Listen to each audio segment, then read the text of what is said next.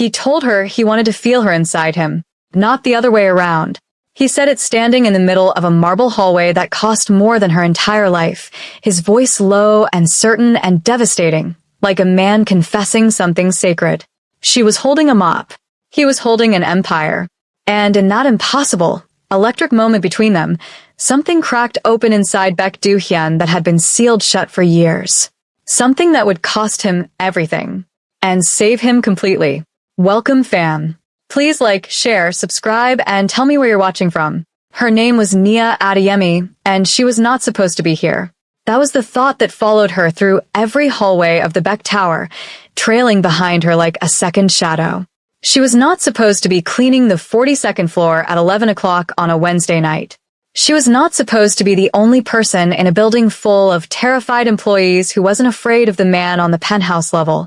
And she was absolutely not supposed to have bumped directly into him, spilling an entire bucket of soapy water across the pristine floor of the executive corridor, soaking the hem of his 300,001 trousers, while he was on the phone with someone who, judging by the silence that fell afterward, was probably already dead. Baek Do-hyun lowered his phone slowly. He looked at the water spreading across the marble floor. Then he looked at her. Nia did not run. That surprised her later, looking back. Every instinct she owned should have sent her sprinting for the service elevator. She had heard the stories. Everyone in Seoul had heard the stories about Baek Do-hyun, the youngest head of the Baek crime syndicate in 3 generations. A man who had dismantled a rival organization so completely and so quietly that its members had simply ceased to exist one by one over the course of 18 months, like stars winking out of a sky. A man whose public face was the CEO of Baek Group, a legitimate conglomerate covering pharmaceuticals, real estate, and technology, and whose private face nobody had ever seen clearly enough to describe and lived comfortably afterward. She did not run. She straightened her spine instead, met his eyes, said, "I'm so sorry, sir. I'll have this cleaned up immediately." Do-hyun looked at her for exactly 3 seconds. She counted because she needed something to hold on to in that moment. Then he walked away without a word. The following morning, she found out she'd been reassigned to the penthouse level permanently. She should have quit.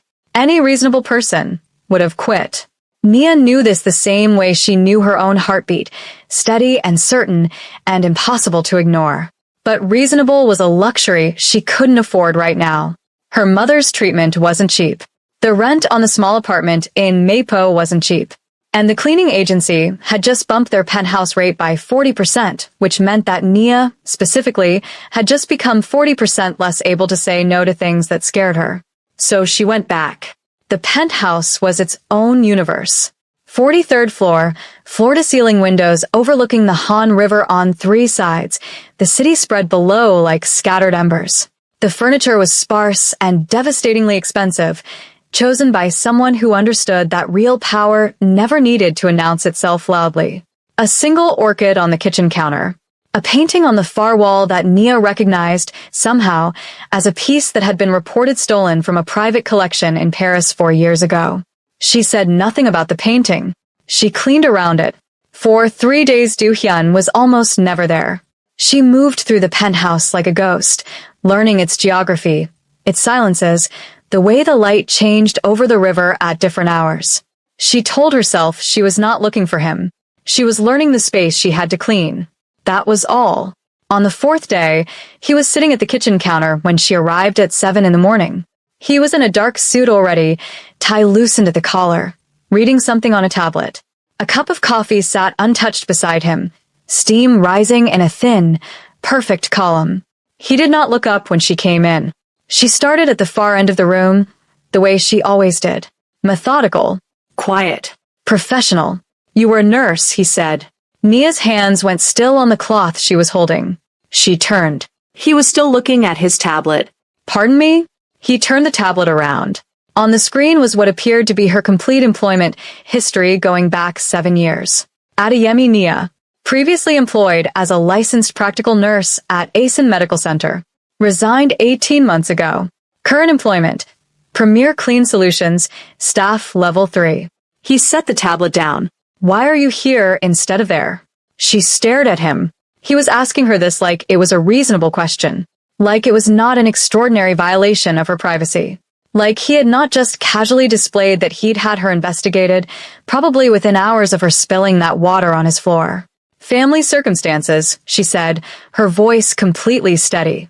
"Is there anything you need cleaned, sir?" He looked at her for the first time since she'd come in. Really looked, the way he had in the hallway that first night, those dark eyes moving across her face like he was reading something written there that she didn't know about. Then he picked up his coffee, took a sip, and went back to his tablet. She went back to cleaning, but her hands were not steady anymore. She didn't know what to do with the feeling sitting in her chest, something dense and warm and entirely unwelcome. She cleaned faster. Later that week, she mentioned to her colleague Bora that the penthouse assignment was strange. "Just strange," she said carefully. "The man barely speaks." Bora stared at her. "Nia, do you know who that man is?" "Yes." "No." Bora said. "You know his name. You don't know who he is." She lowered her voice. 3 months ago, a cleaner on the 28th floor told one of the secretaries something she overheard in the executive boardroom.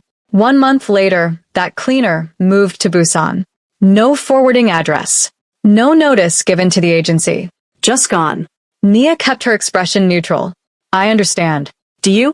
Because the way you just said that tells me you're going to keep going up there, and I just need you to know that I think you're the bravest or the most reckless person I've ever met, and I genuinely cannot tell which one." Nia went back the next morning. She went back because she needed the money. She went back because she was not the kind of woman who let fear make her decisions. And she went back. In a corner of herself she refused to examine closely because of the way he had looked at her in the corridor that first night. Not like a man looking at a cleaning woman. Not like a man looking at a problem to be managed.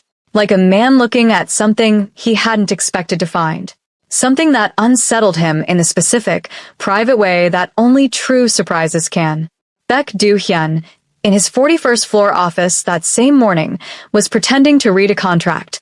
His head of security, Jang Tae-soo, had placed a single photograph on his desk 40 minutes ago. The photograph was from the internal camera in the penthouse kitchen. It showed Nia Adeyemi at the counter, her back to the lens, her shoulders rounded slightly over something she was rearranging. The photograph was completely ordinary. There was nothing remarkable about it at all. Do-hyun had looked at it for 37 minutes. He pushed it face down and picked up the contract. She is a cleaning employee, he told himself, assigned to his floor by the agency. There was nothing unusual about her presence. He had had her background checked because he had everyone who entered the penthouse checked, always, without exception. The information about her nursing background was relevant only from a security standpoint. It told him she had competence and composure under pressure. That was useful to know. It was practical information. That was all it was. He initialed the contract and did not think about the way she'd looked at him when he turned the tablet around. The complete absence of flinching. The steadiness in her eyes. The precise, deliberate way she had redirected the conversation without an ounce of apology or submission in her voice. He did not think about it at all. The photograph stayed face down on his desk for the rest of the day. Tae-soo, who had worked for Do-hyun for 9 years, and was one of perhaps 4 people on Earth who had some partial access to what the man was actually thinking, noticed. He said nothing. But when he left the office that evening, there was something in his expression that, if you caught it from exactly the right angle in exactly the right light, resembled the very early stages of relief. The following Monday, Nia arrived to find the orchid on the kitchen counter had been replaced. In its place sat a small potted plant she recognized immediately, a peace lily, the kind hospitals kept because of their air-purifying qualities. The kind that practically maintained itself. The kind a nurse would know how to keep alive, without thinking about it. There was no note. She stood in front of it for a long moment, set her bag down, touched one of the dark green leaves very gently. Then she went and got her cleaning supplies and started work, and she told herself that the warmth spreading through her sternum was nothing, was gratitude for a thoughtful gesture by an employer she barely knew, was entirely impersonal. She told herself this until she almost believed it. 3 days later, she found a protein bar on the counter beside the peace lily. Still in its wrapper, expensive brand, the kind sold at the health food shop around the corner from the tower. It was 9 in the morning. She hadn't eaten since 6.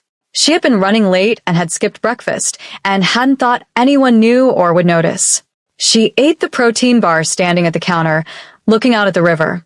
She didn't say anything to him about it the next time she saw him, but she didn't pretend it hadn't happened either. She left her empty wrapper in the bin under the counter, perfectly visible, not hidden. A small, quiet acknowledgement. I saw what you did. Thank you. That afternoon, Do-hyun's calendar showed 3 back-to-back meetings with the heads of the Beck Group subsidiaries, followed by a call with someone in Tokyo whose name appeared only as a set of initials in the system. He sat through all of it. He responded when spoken to. He made decisions that would move millions of one and hundreds of lives in various directions. He was, by every measurable standard, completely present. At some point during the Tokyo call, he found himself wondering if she'd eaten anything else that day. He ended the call 7 minutes early. His assistant, who had worked for him for 3 years and had never once seen him end a call before its natural conclusion, said nothing but quietly moved 2 of tomorrow's meetings 30 minutes further apart. She didn't know why she did it. It just seemed like the kind of day where margins might be needed. The danger arrived on a Thursday, the way danger always seemed to in Nia's life. Without warning, without the decency of building slowly, so she could prepare. She was on her way out of the building when she heard them. 2 men in the service corridor near the loading dock, speaking in Korean too fast for her to follow fully, but she caught enough. A name. Her name. Rendered awkward and foreign in someone else's mouth. And another name.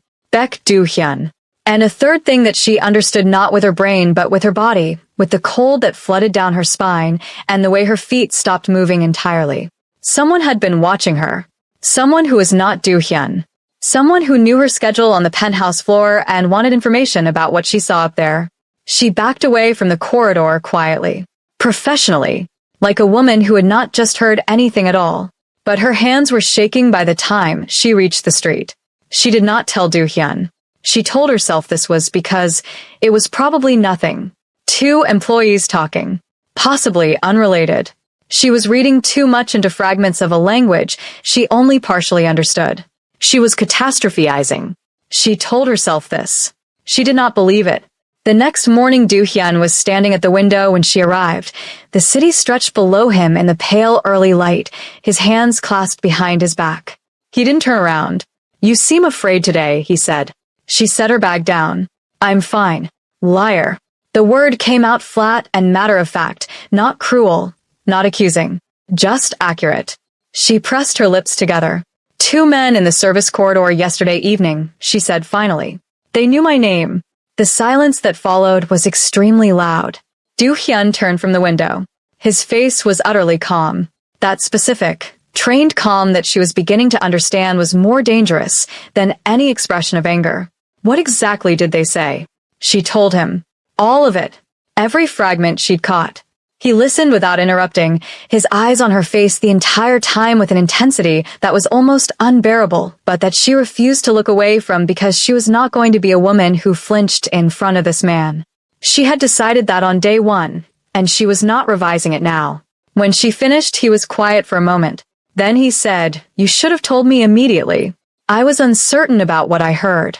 You were certain enough that your hands are still not completely steady, he said. She looked down. They weren't. She curled them at her sides. I'll have it handled, Do-hyun said. He turned back to the window.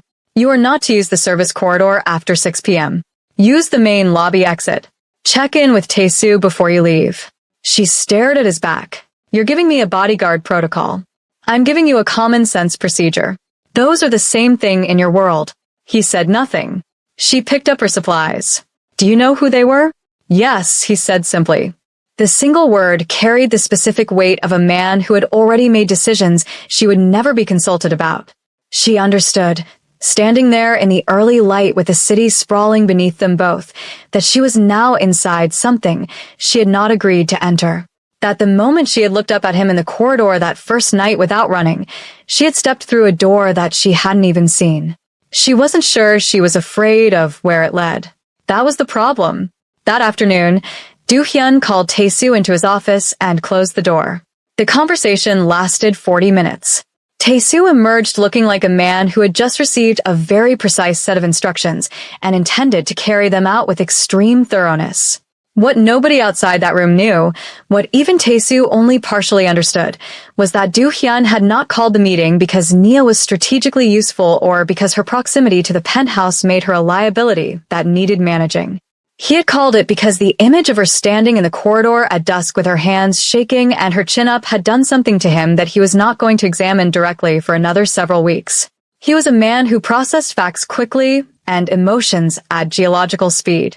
He knew the difference. He also knew that the men in the corridor belonged to Shin Kyung-han. Shin Kyung-han. The name sat like a stone in Do-hyun's chest. Head of the Shin Syndicate, the only organization in Seoul that had chosen not to negotiate with the Baek family after Do-hyun's father died and the consolidation began. Shin had waited, watched, probed the edges of the Baek empire for 3 years, looking for a crack wide enough to lever open. He was patient in the specific way that truly dangerous men were patient, not passive but coiled, conserving energy for the exact right moment. And now he had noticed Nia, which meant he had noticed that Do-hyun noticed Nia, which was a problem because Do-hyun had been careful, exceptional careful. He had not changed any protocols, had not reassigned any security personnel to her directly, had not done anything that could be read from the outside as evidence of personal investment in the cleaning woman on his floor. And yet somehow Shin had still noticed, which meant Do-hyun was less composed about this than he believed, which was the most unsettling information he had received in a very long time. 2 days later, a man named Park Sung-yeon arrived on the 43rd floor. Nia had no idea who he was. He appeared while she was cleaning the study, stepping off the private elevator with the easy confidence of a man who believed he was welcome everywhere. He was around Do-hyun's age, handsome in a practiced and very deliberate way, and he looked at Nia the way some men looked at things they thought they might want to acquire. "Good morning," he said in accented English. He had clearly noticed she wasn't Korean. "Are you new? I don't remember seeing you here before." "I work here." "Yes," she said neutrally and turned back to the bookshelf she was organizing. He came further into the room. "What a waste," he said, and his tone was light and teasing and entirely horrible. "A woman like you, cleaning floors. Someone should be taking care of you instead." She turned to face him fully. "Someone should probably also knock before entering a room that isn't theirs," she said pleasantly. Park Sung-yeon blinked, then smiled wider, like she'd done something delightful. Do-hyun walked in at that exact moment. The room changed. It was the only accurate way to describe what happened. The entire quality of the air shifted when he entered, and Park Sung-yeon turned with a grin that was already explaining itself, already beginning to make the situation charming and harmless and easily dismissed. He never got to finish. Do-hyun had looked at Nia first, one quick read of her expression. Then he had looked at Sung-yeon, and whatever he found in Sung-yeon's face made his jaw tighten in a way so subtle that only someone who had been watching him very carefully for weeks would have caught it. "Sung-yeon," he said. "The boardroom. Now." He didn't look at Nia again before he left. But as he passed through the doorway, he stopped for exactly 1 beat and said quietly, without turning around, his voice low enough that only she could hear it, "You don't have to speak to anyone who makes you uncomfortable. Ever. On this floor." Then he was gone. Nia stood in the middle of the study with a book in her hand and something she absolutely refused to name crackling warm and dangerous through her entire body. Park Sung-yeon was a junior associate with connections to 2 of the Baek subsidiary boards.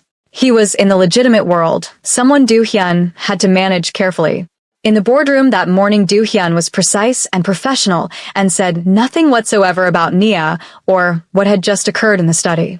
He discussed the associates' quarterly reporting responsibilities in detail and ended the meeting in under 20 minutes.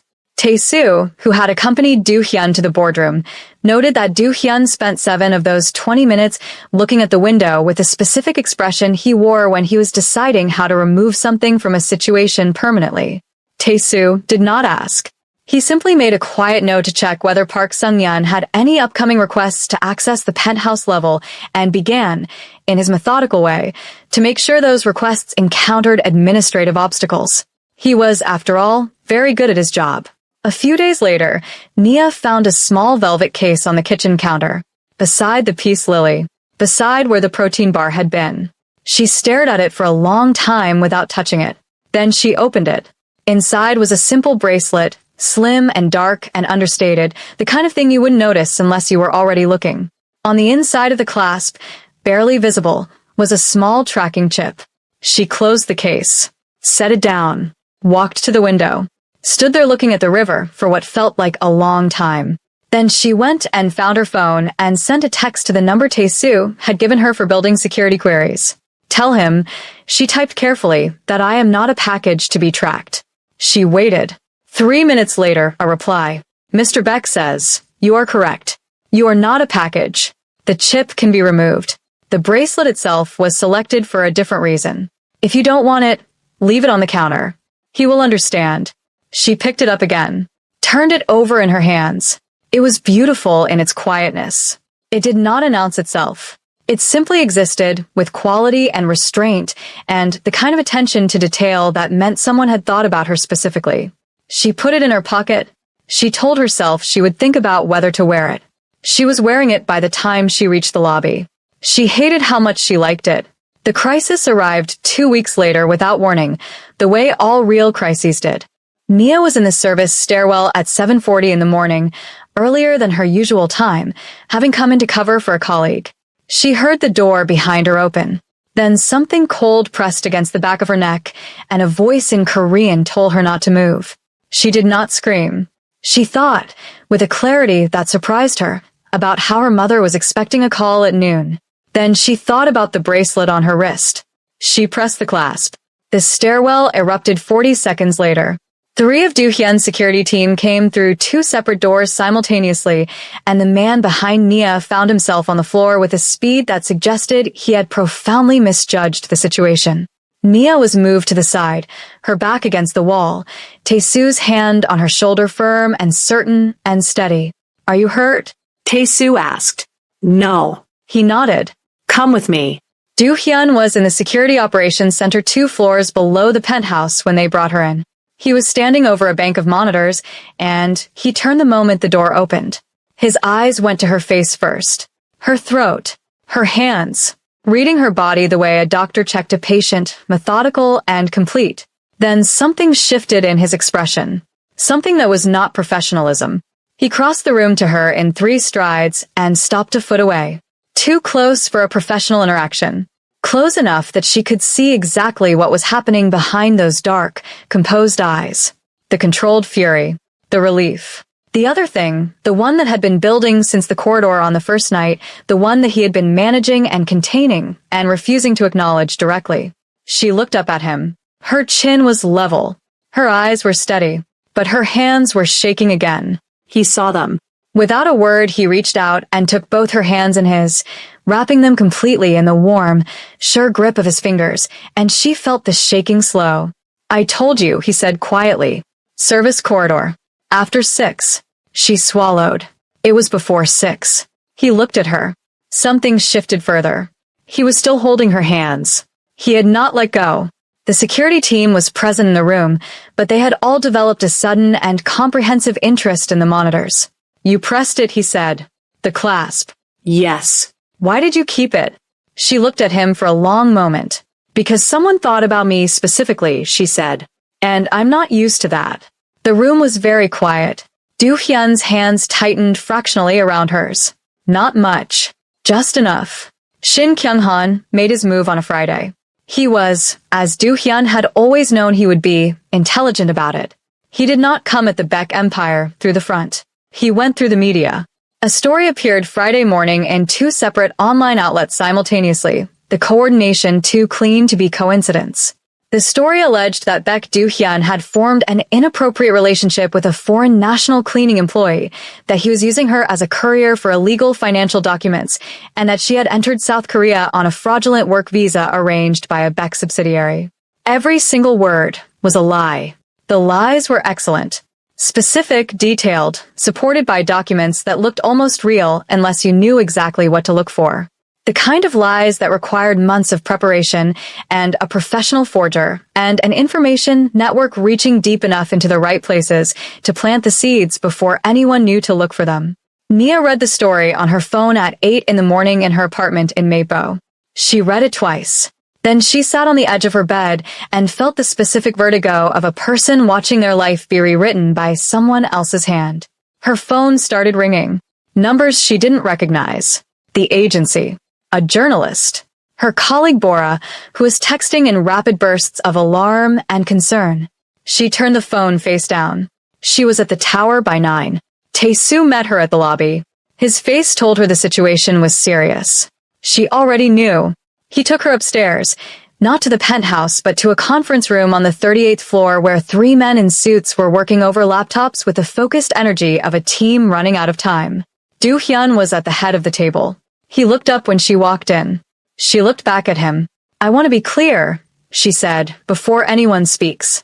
I understand what this is. I understand you didn't cause this intentionally. I am not afraid, and I am not leaving until we figure out what to do next." Something in his face went very still. One of the suited men started to say something about safe accommodation, about the agency, about legal representation that would be arranged on her behalf. Do-hyun cut him off with a single gesture. "Leave us," he said. Everyone left. The door clicked shut. The silence in the conference room was different from the silence in the penthouse. It was loaded with weeks of unspoken things, with the accumulated weight of protein bars and peace lilies, and a bracelet chosen with care, and 2 hands held in a security room while the world outside crackled with danger. She looked at him from across the table. He looked at her. "I owe you an explanation," he said. "You don't owe me anything," she said. "I walked into this building. I kept coming back. You didn't know what you were walking into." "Neither did you," she said quietly. He went still in a different way now. Not the controlled stillness of a man managing his reactions. The stillness of a man who had just heard something that reached somewhere very deep and true. He walked around the table. Stopped in front of her. Close, the way he'd been close in the security room, close enough that she could see his breathing had changed. "The people who published that story work for Shin Kyung-han," he said. "He has been trying to dismantle my family's position in this city for 3 years. He saw you as a way to reach me, which means he saw what I was trying not to show." She held very still. "What were you trying not to show?" Do-hyun looked at her. Looked at her the way he had looked at her in the corridor on the first night, like he was reading something written in a language he'd forgotten he knew. "That you matter to me," he said. "That you have mattered to me since the moment you looked at me without flinching." He paused. "I have spent a considerable amount of effort trying to make that invisible. I was not successful." She exhaled slowly. "No, you were not." He reached up. His fingers found the line of her jaw, the same careful deliberateness as always, not tentative but measured, like a man choosing each motion with full intention. "I need to know," he said quietly, "whether I have misread this." She looked at him. Her heart was doing something complicated and loud. "You investigated me before you said good morning to me," she said. "That would be a problem with any reasonable person." "Yes." "You put a tracking chip in jewelry without asking me first." "Yes."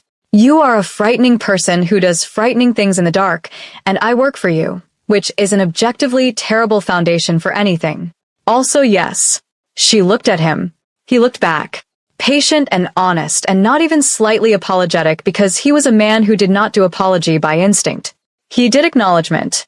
He did accuracy. He did standing in front of you, with his full self visible and waiting. "But you thought about me specifically," she said finally. "Every time. The plant, the food, the bracelet. You were thinking about specifically me." "Always," he said. "From the first night. I couldn't stop." She closed the distance between them, pressed her hand flat against his chest, feeling his heartbeat under her palm. It was not as steady as he looked. "Then do something about Shin," she said. "And then we'll talk about the rest." His hand covered hers on his chest. "We will," he said. He destroyed Shin Kyung-han in 11 days. It was not loud. It was not dramatic. There were no public confrontations or visible acts of warfare. Do-hyun was not a man who wasted motion.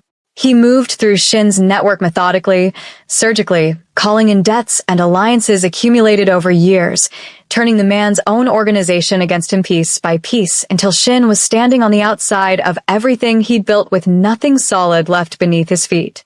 The false story collapsed under a very detailed counter-disclosure of its own, including the origin of the fabricated documents, the name of the forger, and the financial trail connecting all of it back to Shin's private accounts.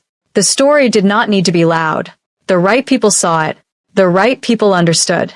Shin Kyung-han left Seoul 2 weeks later, quietly, with considerably less than he'd arrived with. Do-hyun watched him go from the window of the penthouse. Then he turned around to find Mia sitting at his kitchen counter, her hands wrapped around a cup of tea, looking at him with a particular expression she had developed recently, the one that was equal parts warmth and maddening composure. "Is it done?"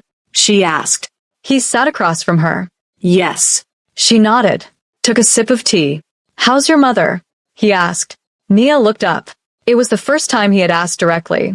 He had arranged for consultation at the best specialist clinic in Seoul 3 weeks ago, quietly, through channels, without making it a thing she needed to thank him for. She had let him because she was a woman who knew the difference between accepting help and surrendering ground. "She's better," Mia said. "The new medication is working." "Good." She watched him. He was looking at his hands. "You're not very good at the soft parts," she observed. "No," he said without hesitation. "But you keep doing them anyway." He looked up. His eyes were very direct. "Yes." She put down her cup, stood up, walked around the counter, and stopped in front of him the way he had stopped in front of her in the conference room, close and deliberate and absolutely certain. He stood. Because he was that kind of man. He stood and faced her. She put her hands on either side of his face. He went very still. She could feel the tension running through him, all that controlled power held in perfect check, waiting. "I want to feel you," she said softly. And she meant all of it. His weight in her world. His thoughts in her mornings. His hands that brought her food when she hadn't eaten, and a plant he thought she'd know how to keep alive. All the soft, careful things that a man who was supposed to be made entirely of iron kept doing again and again when nobody was officially watching. His eyes closed for just a moment. When they opened again, something had changed in them. Something had come forward that was always there but carefully kept behind glass. He pulled her against him. His arms came around her completely, and she felt the full solid certainty of being held by someone who intended to keep holding. His face went into her hair. She felt him breathe. The Han River spread below them, silver and indifferent and eternal. The city hummed. The penthouse held them both in its quiet, expensive light. Everything else faded out. What happened after, the long, slow hours that followed, belonged entirely to them. The city moved on outside the windows, unconcerned and continuous. And in the space between them, something sealed itself shut around them both, permanent and chosen and real. She left before dawn. She did it without thinking, moved by an old reflex, the fear of being too much, of taking up space she hadn't been invited to keep. She was in the elevator before she fully knew she was going. The bracelet was on her wrist. The peace lily was on the counter behind her. And the thing expanding in her chest felt too enormous and too fragile to exist in the same room as full daylight. She told herself she needed to think. She told herself she needed air. She was 3 blocks from the tower when her phone rang. Do-hyun. She answered on the second ring. "You left," he said. "Yes," she said. "Why?" She stopped walking, stood on the pavement with the early morning city quiet around her, the air cool and clean and smelling faintly of the river. "Because I don't know what I am to you," she said, and her voice came out much more honest than she intended. "In the mornings. In the real, ordinary, regular mornings going forward. I know what I was tonight. I don't know what I am tomorrow." A pause. "Then come back. Do-hyun. Come back," he said again. Quietly, the same tone he used for everything, that low certainty that was not a demand but was also not quite a request. It was something in between. The tone of a man stating a fact about himself that he would no longer maintain as a secret. "Come back, Mia. And I will tell you exactly what you are to me. Every morning. For as long as you'll let me." She stood on the pavement for one more moment. Then she turned around. She was back in the elevator before she let herself feel it, that enormous, terrifying, absolutely certain thing. The doors opened on the 43rd floor. He was standing in the entrance of the penthouse, tie gone, jacket gone, just him in the early dark light with his whole self forward and visible. She walked toward him. He met her halfway. She came back, she said. You always come back, he said. Even when you think you shouldn't. She looked up at him. You always wait. He touched her face. Yes. The months that followed were not without difficulty. Nothing real ever is. The agency questioned her reassignment. Certain members of the Beck board questioned Du Hyun's judgment. Society, which had opinions about everything and the attention span of a minor storm, talked for 3 weeks and then moved on to something else. Mia's mother met Du Hyun at a dinner he cooked himself in the Mapo apartment, standing in a kitchen that cost less than the handle on his penthouse cabinet door, attempting a jollof rice recipe he had watched 7 tutorial videos to prepare. It was slightly overcooked. He presented it with the same exact composure he presented everything. Mia's mother said it was fine. Then she looked at him for a long time with the particular eyes of a woman who has survived enough to know what genuine care looked like when it sat across her table. She told her daughter afterward, "He is serious about you. I can see it in how much he was willing to look foolish." Mia laughed. "Yes," she said. He is. On a morning in early spring, Du Hyun called her to the penthouse, and she found the kitchen counter completely cleared of everything except one thing. A small white box. Simple. No bow. She looked at him. He was standing at the window, his back to her, and he spoke to the river first. "I don't do this well," he said. "The soft parts. I've told you that." "You've gotten better," she said. He turned. In his hand was the small white box, and when she opened it, there was a ring inside. Not elaborate. Not declarative. Clean and dark and beautiful in exactly the way the bracelet had been, with the same specific attention to her specifically. Chosen by someone who had looked at her long enough and carefully enough to know. He didn't kneel. He wasn't that kind of man. He stood in front of her with the full weight of himself and said, "I want you in my life completely. Not in the mornings and not occasionally. Completely and permanently. You can keep your name. You can go back to nursing if you want. I'll ensure you have everything you need. You can do anything you want. I just want to be in the room while you do it." Her eyes were burning. She was going to be furious about that later. "You want to feel me," she said softly. "In your life." His eyes were very dark and very warm. "Always," he said. "From the very first night." She took the ring from the box. Held it. Looked at it. Then held it out to him. "Put it on," she said. He took her hand. Slid it onto her finger. His hands were not steady. 2 seasons later, in a small ceremony on the 43rd floor with the Han River below and the city spread out like all the world's light gathered into one place, Baek Do-hyun and Nia Adeyemi were married by a registrar who had been asked, specifically, to make it brief. She wore something simple. He wore black. She held a single orchid because someone had noticed she always glanced at the one on the kitchen counter when she first came in each morning. Tae-soo cried silently in the corner and would deny it for the rest of his professional life. That winter, Do-hyun came home to find Nia sitting on the kitchen counter, her feet dangling, looking at something small she held in both hands. He came up behind her, looked over her shoulder. She turned the small white test around so he could see it. 2 lines. The sound he made was not something he had ever made before. Not in any boardroom or any negotiation or any confrontation in the long and dangerous years of his life. It came from somewhere that had been sealed for so long that he'd stopped believing it was there at all. He put his arms around her from behind. She leaned into him. They stayed that way for a long time, with the city glowing beyond the glass and the peace lily on the counter, and the world continuing, indifferent and enormous, outside the warm, enclosed reality of everything they had chosen. He had told her he wanted to feel her inside his life, permanently and completely. She had thought she understood what he meant. She understood now. It was this. All of it. The impossible, ordinary weight of being truly known by another person. The terrifying, irreversible, absolutely necessary act of letting someone matter enough to shatter you open and find something growing in the space where the damage was. She turned in his arms and looked at his face. He was not composed. Not even slightly. Good, she thought. Neither was she. Neither of them ever really had been. They had just been 2 people standing in a corridor at the wrong time, getting it exactly right.